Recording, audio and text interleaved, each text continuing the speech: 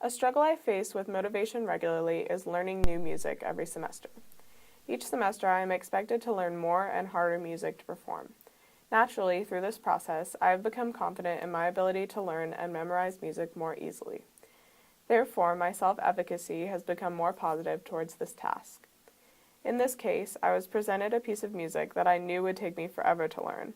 In fact, I was doubtful I would ever learn it properly. At the same time, I was excited to put my skills to the test with this new material. My engagement in the subject came from my natural love of music. After all, I did sign up for things like this when I made music my major. I attributed my potential success to the amount of time I put into practicing.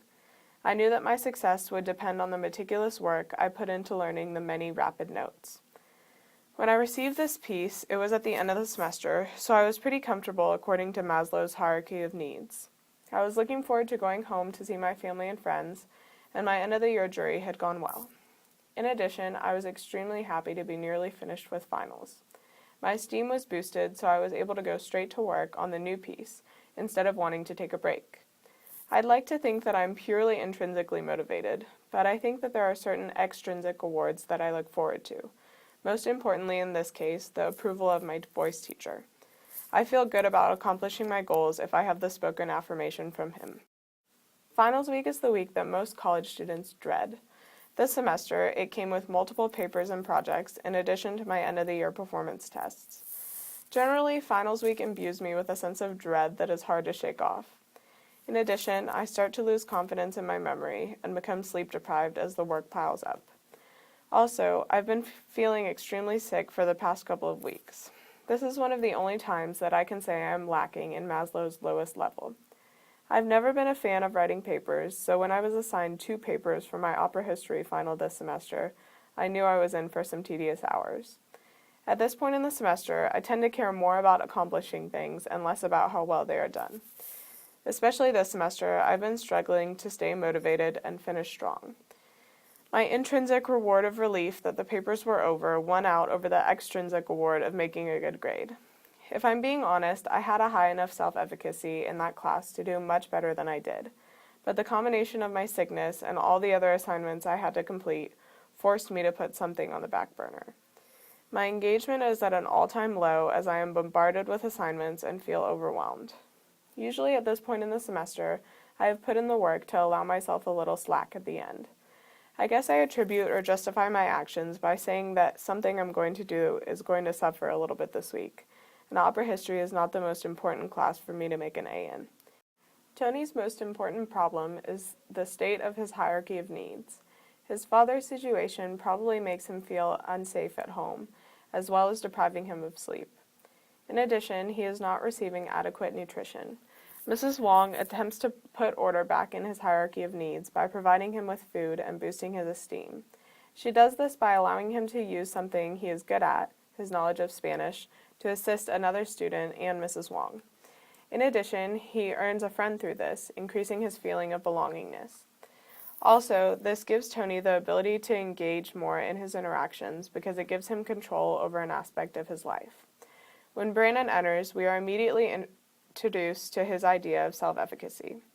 In the area of writing, he believes that he is an ineffective student, but Mrs. Wong attempts to assure him otherwise by reminding him of his previous success on a paper. I do feel that Mrs. Wong's interaction with Tim was less than beneficial. It seems that this system of earning stars is the wrong type of extrinsic motivation. Once he earns his stars, he is awarded time to be off task. It seems like a backwards sort of system. At the same time, is it possible to create another reward system for someone who is always off task? Maybe just getting Tim to work is something that should be rewarded. Nicole's comment is revealing of her attribution theory. She obviously believes that it is an external, uncontrollable situation, because she claims that Mrs. Wong just doesn't like her.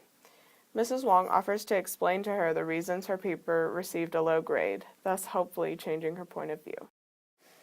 Every semester, music majors have end-of-the-year juries, which basically measure how far you have progressed as a musician. The most stressful one is called sophomore proficiency, which I will take this week, but all juries put a certain amount of pressure on the students. For sophomores and freshmen, a scholarship is awarded to the student that has the best jury. If ever there was a way to make students sing like their lives depended on it, it would be this.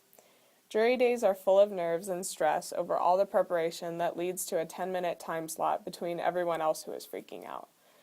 Generally, I feel relatively positive about my self-efficacy going into juries. I spend a lot of time learning my music each semester, so I tend to do pretty well. The scholarship opportunity is definitely a motivator, the primo extrinsic motivation for poor college students. For myself, I have intrinsic motivation as well because I want to do well and show the voice faculty what I learned that semester. Usually, juries take place in the first part of finals week, so it is easy to stay engaged on jury day since I'm not yet drained by all the testing. This means that I am also feeling comfortable according to Maslow's hierarchy of needs. As long as I feel prepared, I am in a good place to sing well at the beginning of the week, before I start losing sleep. My attribution scans the semester. In order to feel really prepared, I have to make sure that I've been working hard throughout the year. Piano is the one area of music that I am lacking in. I never played the piano before I got to college, and after 2 years, I still don't think I'm particularly good. Generally, I tend to be a hard-working student, but piano is very time-consuming, and it depends a lot on muscle memory, which comes from tons of practice. For the past 4 semesters, I've been enrolled in a piano class. We learn lots of different skills, scales, harmonization, and sight reading, but my least favorite by far is our prepared pieces, when we learn and memorize songs to play for recitals. This year, we learned 3 pieces and had the opportunity to make them up if we didn't pass them the first time. By the time the 3rd recital rolled around, I had only passed off 1 out of 3 pieces. I had given up on passing off all 3 of the pieces, but I thought I had a good chance at getting 1 more. I tried all day to get a perfect recording, but to no avail. I had spent the weekend before out of town, so I hadn't really practiced for a while. Therefore, I wasn't too confident in my efficacy to succeed. My sickness had just started at this point, so I was on the lower spectrum of Maslow's needs. I was really focused on making the recital, so I would have the extrinsic award of an A in the class. I definitely think I had some preconceptions about my lack of ability in piano, so that didn't help my attribution theory. I was worried that I just didn't have the focus or skills to pull it off. In addition, piano just isn't one of my favorite subjects, so I wasn't very engaged in the process in the first place. I didn't end up making it onto the recital, but in the end it was for the best.